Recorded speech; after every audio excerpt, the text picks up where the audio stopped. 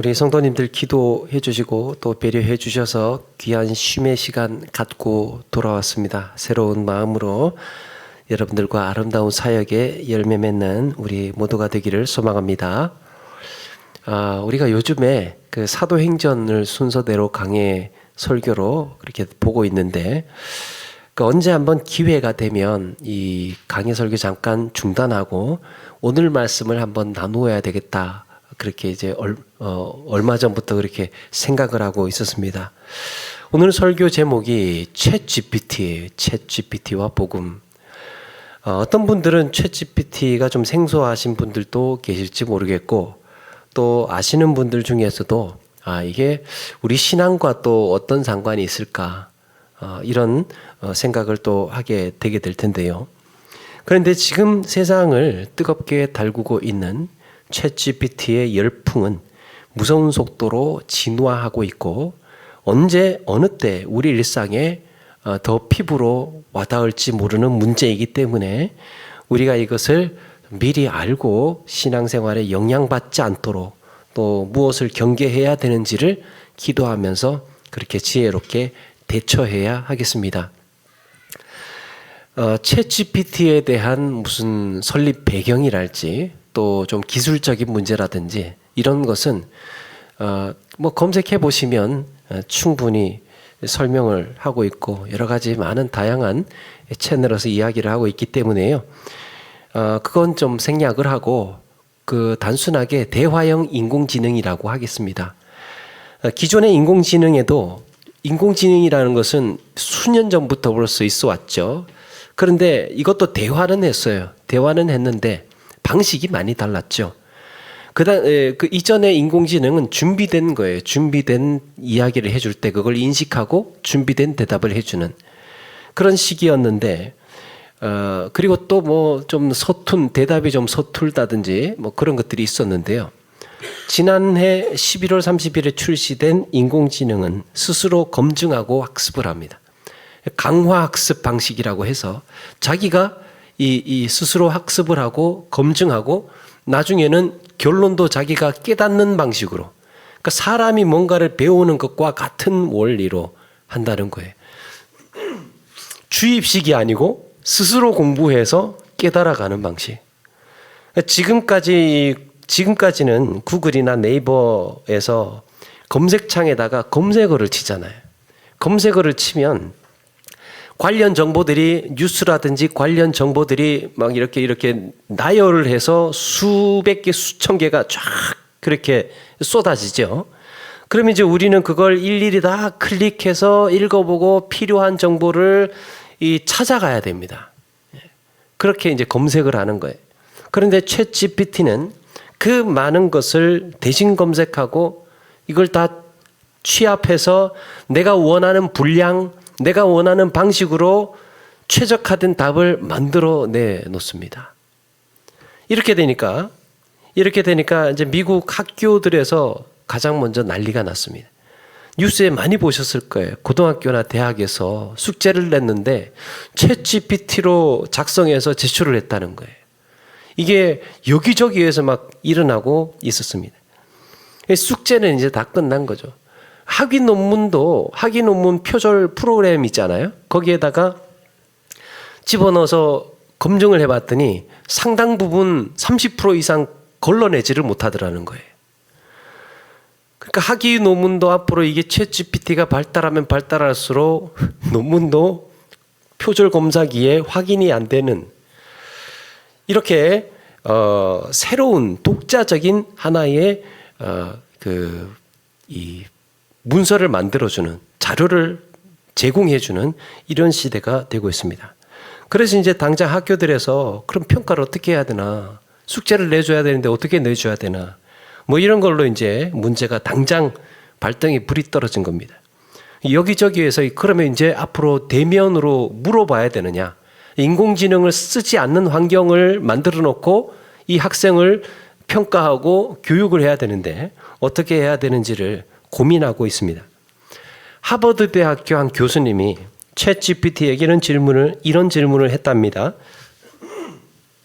성경과 중국의 도덕경을 결합한 형태로 인생의 법칙과 질서에 대해 에세이를 쓰되 내가 쓰는 글의 형태로 써달라고 했답니다.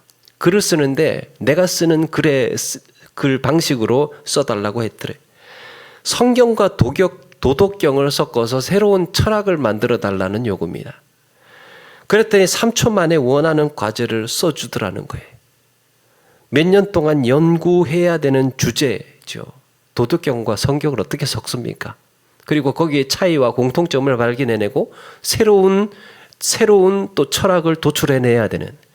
그러니까 간단한 이야기가 아닌데 그걸 그냥 순식간에 해내더라는 거예요. 그러면서 이제 많이 전해졌죠. MBA 경영학 석사 시험도 통과를 하고요.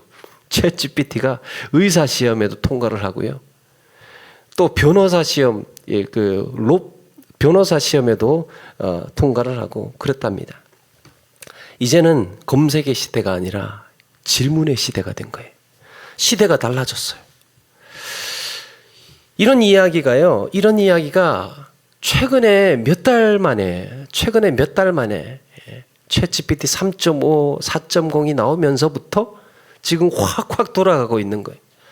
2월달, 3월달서부터 시작해가지고요. 챗GPT와 관련된 영상, 뉴스, 책 이런 것들이 순식간에 쏟아지고 있습니다. 아니 세상이 빨리 발전하고 과학이 발달하면 좋은 거 아니냐라고 할 수 있는데 발전하면 좋은 거 아니냐라고 할 수 있는데요.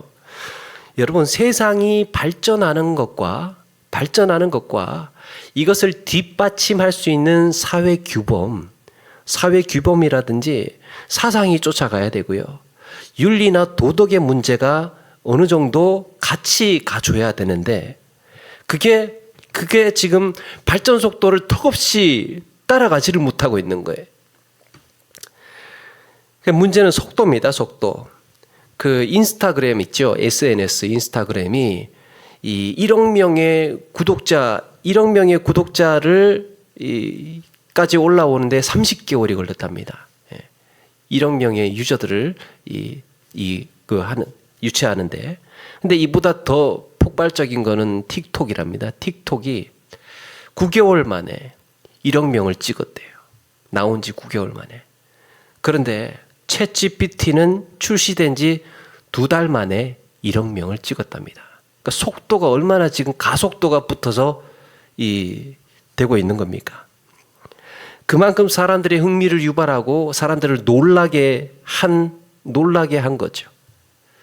저도 이거와 관련해서 설교하지 않으면 안 될 정도의 고민을 하게 만드는 주제입니다.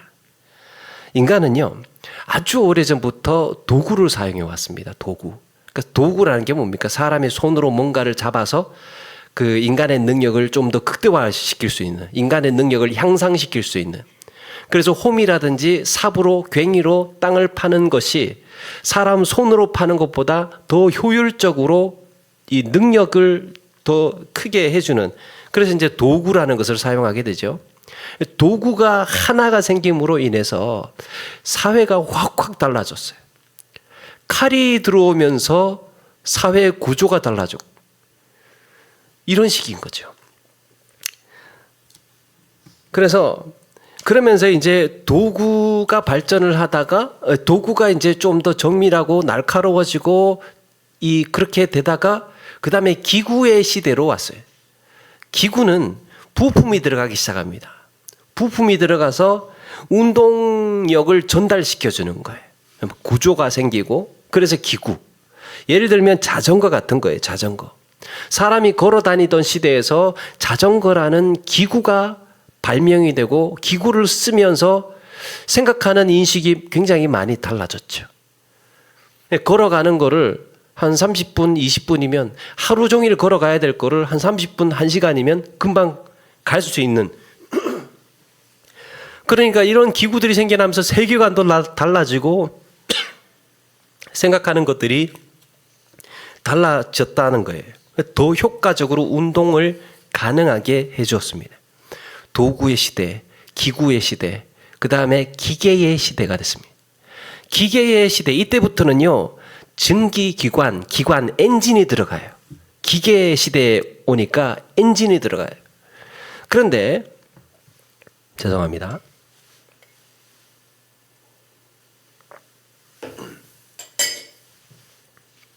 이게 단순히 세상을 발전시킨 것뿐만 아니라 엄청난 사회적인 혼란을 초래했습니다. 기계의 시대가 가져온 변화가 무엇입니까? 대량 생산, 도시로 몰려들었고 귀족 계급이 무너졌어요. 귀족 계급이 무너지는 대신에 돈이 계급을 구분하는 일종의 기준 역할을 하기 시작합니다. 대량 생산하고 돈이 이 한쪽으로 밀집되다 보니까 계급이 된 거예요. 계급 구조가 달라졌어요. 그리고 그게 18세기 말에 일어난 산업혁명이에요. 기계가 나오면서부터 세상이 뒤집어지는. 제가 챗GPT에게 산업혁명과 세계대전의 관계가 무엇이냐라고 물었습니다. 산업혁명과 1차, 2차 세계대전의 관계를 설명해라. 물었더니 이렇게 대답을 합니다. 제가 조금 요약을 해서 말씀드리면, 산업혁명은 노동자들의 착취와 빈부격차, 환경오염, 식민주의, 국가 간의 경쟁과 갈등을 초래했습니다. 이로 인해 산업혁명은 세계대전의 매우 큰 원인이 되었습니다. 산업혁명은 세계대전의 원인이 되었대요.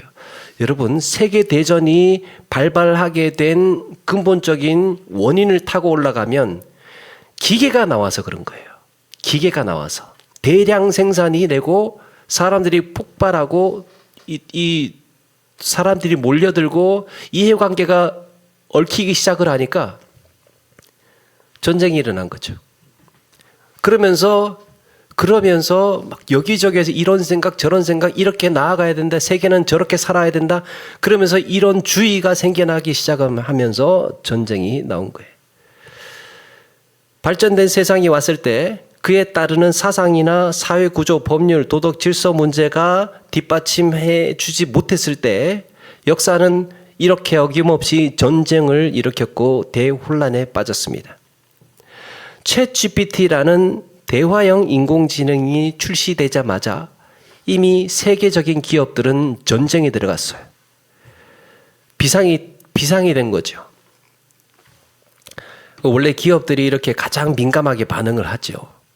지금은 인간의 감정처럼 감정을 느끼고 표현하는 인공지능을 연구하고 있는데 상당히 진전이 되었다고 그래요. 감정을 느끼고 표현하는. 인공지능 전문가들은 곧 사람처럼 생각하는, 이걸 범용 인공지능이라고 하는데 그냥 사색을 하는 거예요. 생각을 할 수 있는 이런 인공지능도 나온다고 합니다. 예상대로라면 2040년대부터, 얼마 남지 않았죠? 2040년대로부터 보고 있는데요. 이 속도라면 훨씬 더 빠를 것으로 보고 있습니다. 지금까지 인공지능의 개발 기대 예상하는 시점보다 훨씬 더 빨랐어요. 계속해서 빨리 단축시켜 왔어요. 그런 걸 감안을 해볼 때 아마도 2040년보다 훨씬 더 빠르지 않을까 생각을 하게 됩니다. 자, 엔진이 들어간 기계는요, 사람으로 치면 엔진은 심장 역할을 하잖아요. 사람으로 치면. 그러면 거기에서 힘을 전달해주고 일을 하게 하는. 그래서 생각과 명령은 사람이 하고 기계는 그대로 따르면 됩니다. 그런데 세상에 도구나 기구만 갖고 살다가 이런 기계가 생기니까 세상이 바뀌어졌어요. 그로 인해서 세계대전이 일어났습니다. 그런데 지금은 어떻습니까? 사람과 대등하게 대화할 수 있는 인공지능을 지금 우리가 접하고 있는 거예요. 얼마나 똑똑하고 얼마나 방대한 지식을 가지고 있는 대화의 대상입니까? 어떤 혼란이 일어날지 아무도 예측을 하지 못합니다. 여기에 우려를 느낀 세계적인 CEO들이 인공지능 개발을 몇 개월만이라도 멈추자고 주장을 했죠. 너무나 겁잡을 수 없이 이 속도가 빨리 진행이 되다 보니까 잠깐 멈추자, 그렇게 주장을 했는데 이제는 브레이크가 터졌어요. 멈출 수가 없습니다. 그래서 그래서 이 지금 계속해서 막 여기저기에서 개발을 하고 대응하는 또 서비스를 만들고 그렇게 나가고 있습니다. 자, 여러분 여기서 하나 우리가 주목해야 하는 것은 도구를 쓰는 시대 말이에요. 도구, 도끼, 칼, 이런 도구를 쓰는 시대가 인류에서 한 수천 년이었다고 치자고요. 정확히 자를 수는 없지만 수천 년이었다고 친다면 그 다음에 기구를 쓰는 시대에 와서는 아마도 한 1000년 정도가 될 겁니다. 기구. 그런데 기구를 쓰는 시대가 지나서 기계를 쓰는 시대가 되었을 때는 지금 산업혁명을 기준으로 본다면 200년 남짓되는 거예요. 200년. 이게 뭔지 아시겠죠? 수천 년의 도구를 쓰는 시대를 지나서 1000년 정도의 기구를 쓰는 시대, 그 다음에 200년 정도의 기계를 쓰는 시대가 지나고 이제 인공지능 시대가 된 거예요. 그러면 인공지능 시대가 완성되는 시기는 200년이 아니라 수십 년이라는 거예요. 수십 년.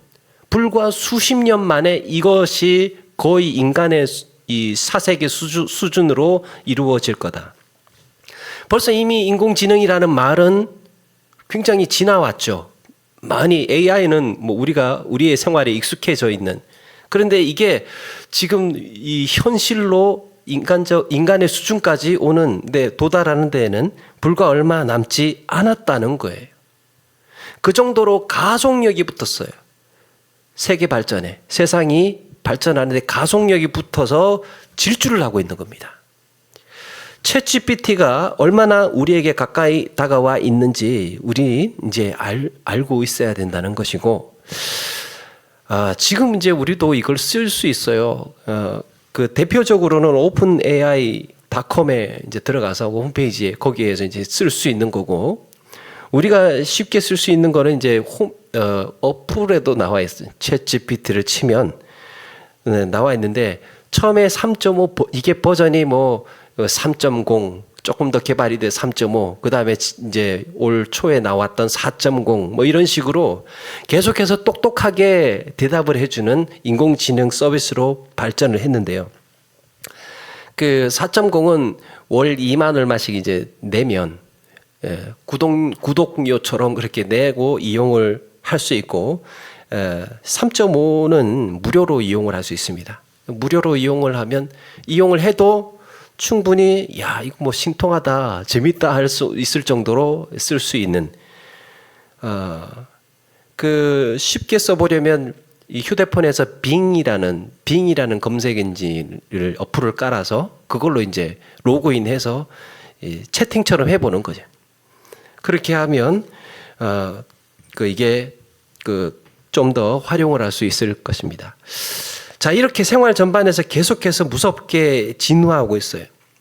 여러 곳에서 막 카카오라든지 네이버라든지 막 다른 한국 기업에서부터 벌써 이 대응할 수 있는 인공지능 서비스를 어떻게 적용할 것인가, 이게 지금 하나하나씩 계속해서 나오고 있는 중이에요. 나중에는요, 스마트폰으로 대화를 해요. 대화를 하면 자기가 필요한 정보들을 이야기를 해줍니다.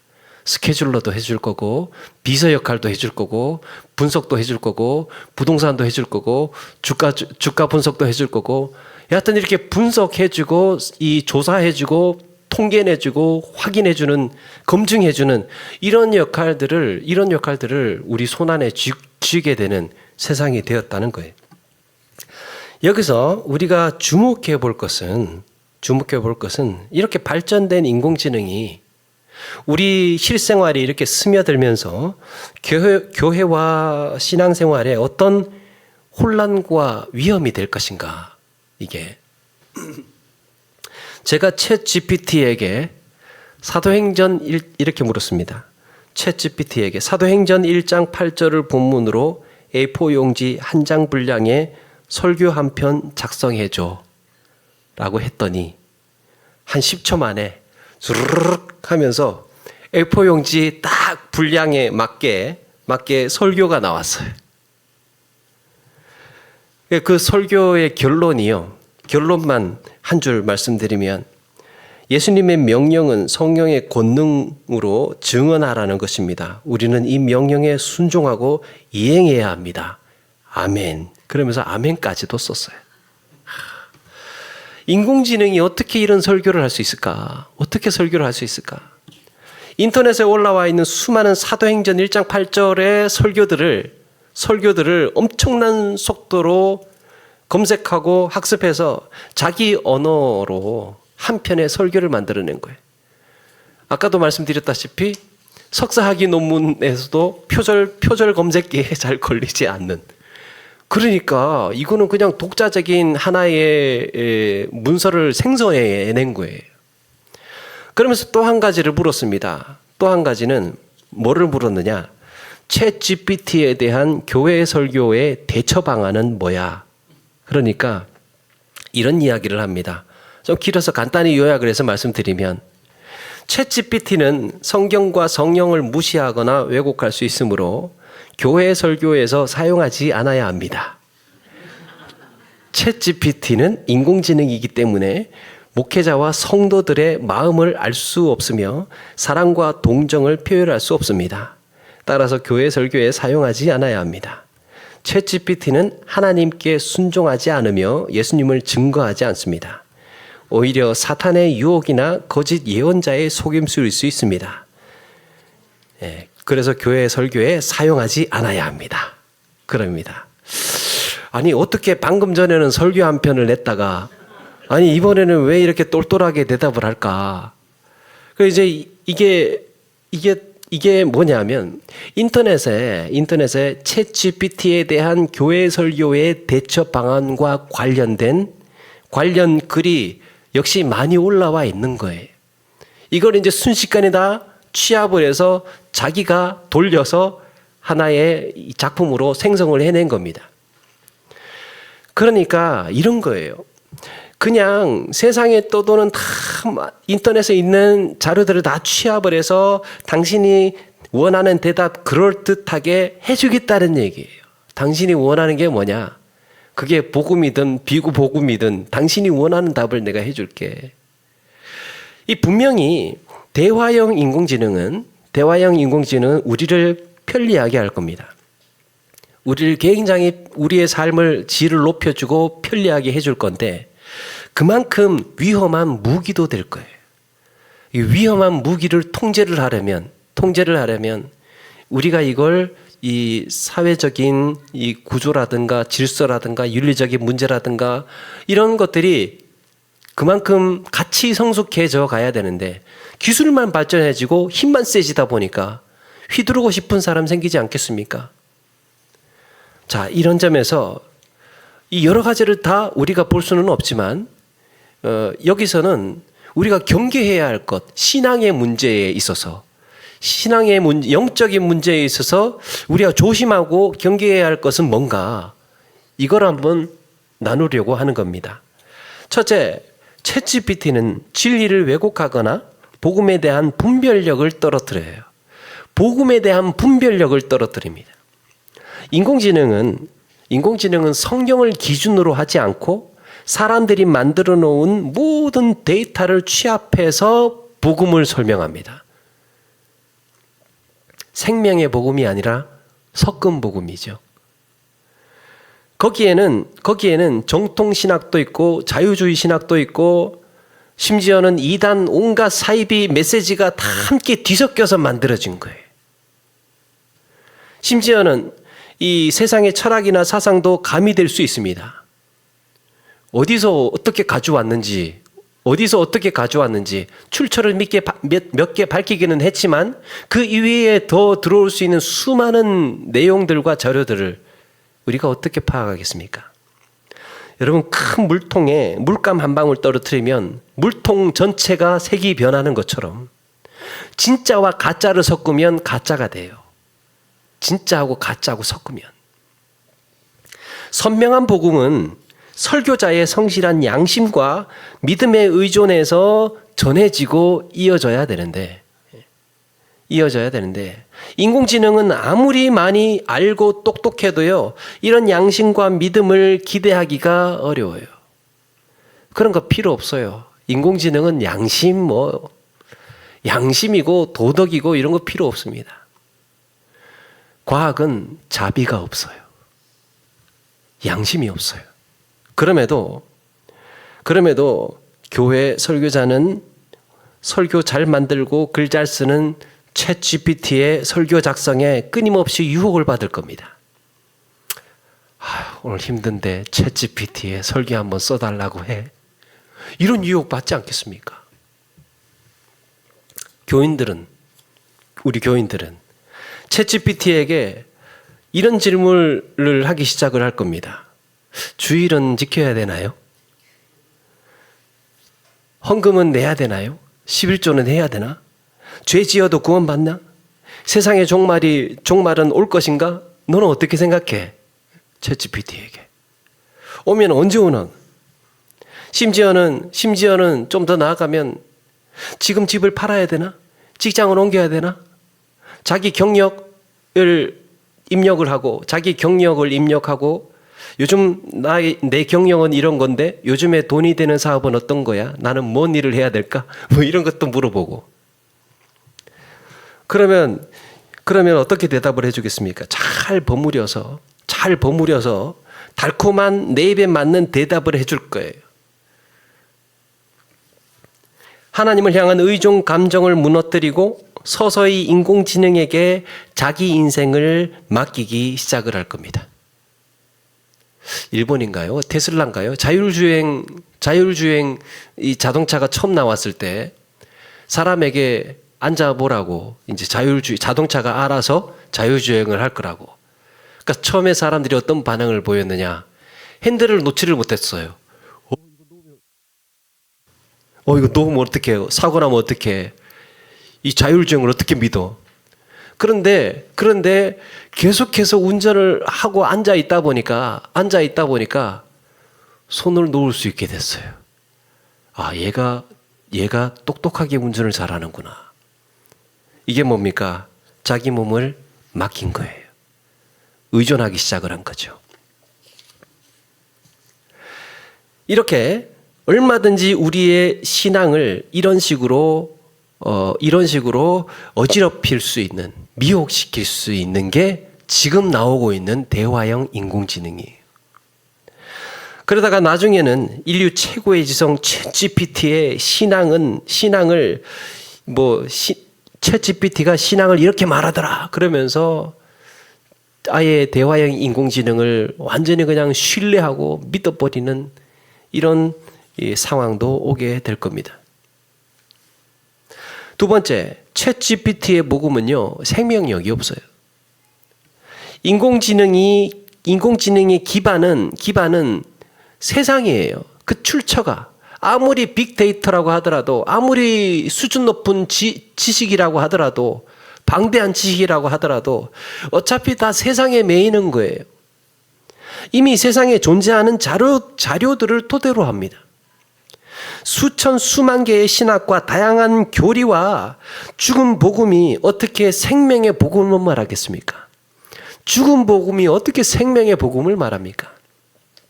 여러분, 해 아래 새 것이 없다 그랬어요. 우리가 믿는 복음은 땅에서 출발한 해 아래 복음이 아니라 하늘의 신령한 복음이에요. 어떤 목사님이 이런 인공지능과 관련된 주제로 설교를 하시면서 이런 질문을 하시더라고요. 만약에 인터넷이 이 인공지능이 예수님 시대에 있었다면, 1세기에 있었다면 예수님에 대해서 검색을 했을 때, 질문을 했을 때 뭐라고 대답을 했을까? 그 시대에 1세기의 인공지능은 예수님을 메시아라고 지지해 줬을까?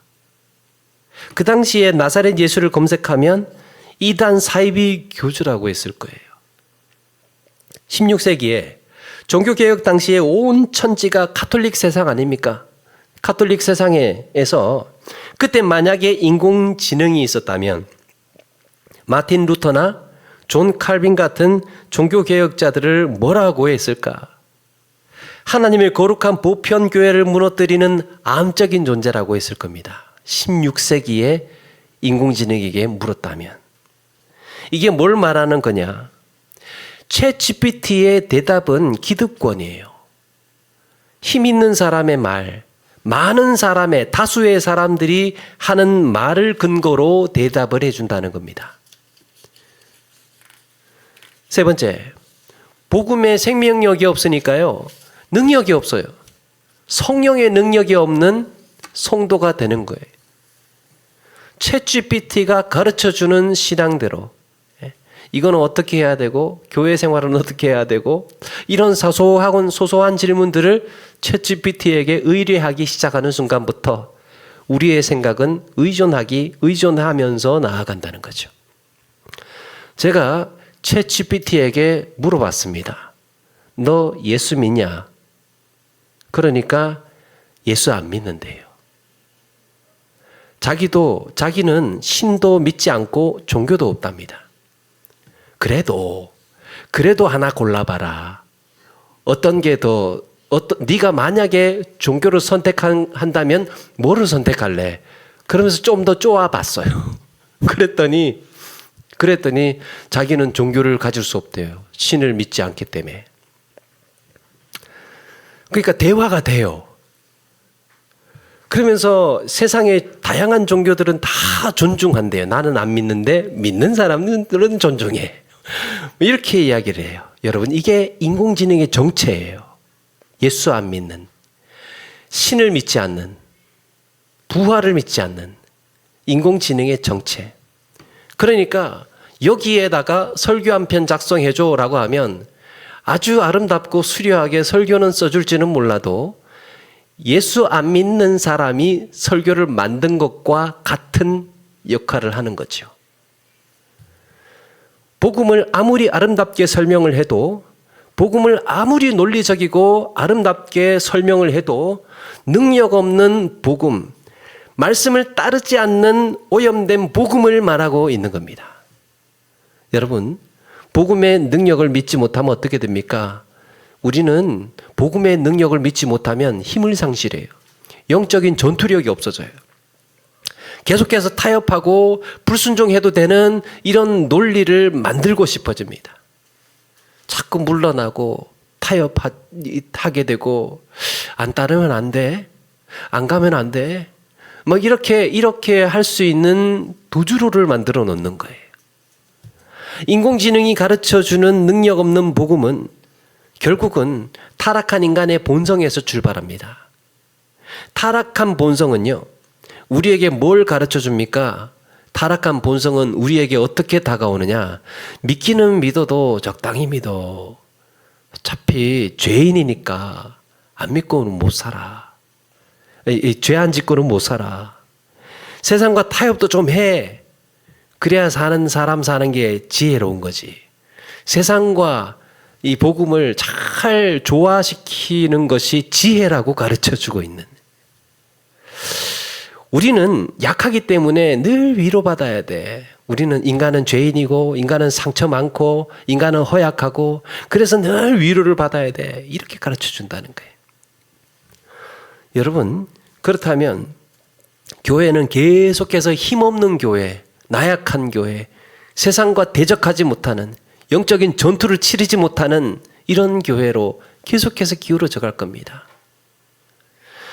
자, 그러면 우리가 진리의 복음을 분별하고 그리스도의 생명을 가진 능력 있는 성도가 되기 위해 우리가 붙들어야 하는 복음은 무엇인가? 우리가 정작 붙들어야 하는 복음은 오늘 말씀에 당시 고린도 교인들은 여러 가지 신앙의 문제로 공격을 받고 있었습니다. 고린도 교회의 문제가 무엇입니까? 교회가 파가 갈라져서 분열되고 있었고, 은사 문제 때문에, 음행의 문제 때문에, 우상 문제 때문에, 또 상류층 사람들, 부유한 사람들이 이 힘없는 약자들에 대해서 따돌리고 갑질하고 그랬지요. 이런 여러 가지 문제, 돈과 권력과 명예를 쫓고 의지하면서 정작 붙들어야 되는 복음이 무엇인지 알지 못하고 어지러웠던 곳이 고린도 교회였어요. 자기 신분을 붙드는 거죠. 자기 편을 붙드는 거죠. 자기 은사를 의지하는 거죠. 예. 복음을 의지하지 않고 다른 여러 가지 잡다한 것들을 의지하고 의식하는 거예요. 그러니까 교회가 나뉘어지고 신앙은 떨어지고 갈등하고 무너지고 했던 겁니다. 이에 대해서 성경은 어떻게 말씀하고 있느냐? 57절에 보니까 우리 주 예수 그리스도로 말미암아 우리에게 승리를 주시는 하나님께 감사하노니. 성경에서 말씀하고 있는 복음은 승리의 복음이에요. 이 승리는 예수님께서 십자가의 죽으심으로 사망에 머물러 있지 않고 부활하셨다는 점에서 승리예요. 예수님께서 부활하셨기 때문에 승리할 수 있었던 거죠. 하나님은 이런 승리를 우리에게 주셨다 말씀합니다. 우리가 이 승리에 동참하기 위해서는 어떻게 해야 됩니까? 예수님께서 죽었다가 다시 살아나셨다는 사실을 믿을 때 승리의 복음이 주어지는 줄로 믿습니다. 예수 그리스도께서 죽었다가 살아나셨다는 사실을 믿지도 않는 탁월한 AI 인공지능에게, 대화형 인공지능에게 아무리 복음을 설명을 해보라고 하고 아무리 설교해보라고 해도 이렇게 승리의 복음을 제시해 주지는 못한다는 거예요. 그러면서 58절, 형제들아 견실하며 흔들리지 말고 항상 주의 일에도 힘쓰는 자들이더라. 견실하게 흔들리지 말라라는 말에는 분명한 기준이 있다는 얘기예요. 그 기준이 무엇입니까? 부활의 복음입니다. 부활의 복음은 오로지 세상을 이기는 유일한 길이 예수님의 부활에 있고 생명의 복음에 있다는 거예요. 이 부활의 복음만을 붙들고 흔들리지 말라. 그리고 주의 몸된 교회를 세우는 일에, 이 복음을 전하는 일에 항상 힘쓰는 자들이 되라 말씀하고 있습니다. 요한일서 5장 4절에 무릇 하나님께로부터 난 자마다 세상을 이기느니라. 세상을 이기는 승리는 이것이니 우리의 믿음이니라 그랬습니다. 사랑하는 여러분, 인공지능은 인간이 만들어낸 지식의 결정체예요. 온 수십억의 사람들이 만들어내서 하나의 지식 덩어리로 만들어낸 결정체. 이게 바벨탑을 연상하지 않습니까? 멸망하지 않기 위해서 우리가 힘을 합쳐서 뭔가 하나의 건축물을 세우자. 그랬던 것처럼 인공지능 역시 이 정말 세상의 종말의 때에 이렇게 지식의 결정체를 만들어서 하나님께 신에게 도전해보자. 그런데 아무리 이것이 발달해도 부활의 복음, 생명의 복음, 승리의 복음은 써내려갈 수 없다는 거예요. 죽은 복음은 승리를 이야기할 수 없습니다. 왜냐하면 이것은 하나님의 지혜와 하나님의 은혜로 하실 수 있는 일이기 때문입니다. 우리 앞에 성큼 다가온 이런 새로운 세상을 우리가 맞이하면서 우리는 이렇게 더 큰 유혹에 노출되고 있습니다. 세상이 발전하는 건 좋아요. 또 과학기술이 이 발전하는 것은 우리의 삶을 더 유익하게 만들어 갈 겁니다.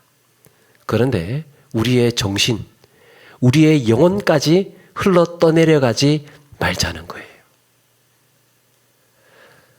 세상의 문명의 이런 것들은 우리가 이용하고 풍요롭게 누려야 하겠지만 우리의 마음까지 팔려서는, 우리의 영혼까지 팔려서는 안 된다는 겁니다. 우리에게 능력 주시는 하나님을 그래서 더욱 의지하고 부활의 복음, 생명의 복음을 붙들고 승리해 가시는 우리 모두가 되기를 바랍니다. 영원히 변치 않는 진리는 오로지 살아계신 하나님의 말씀에 있다는 사실을 기억하시고 말씀에 의지하여서 건강한 믿음의 길 가시는 저와 여러분 되기를 주의 이름으로 축원합니다.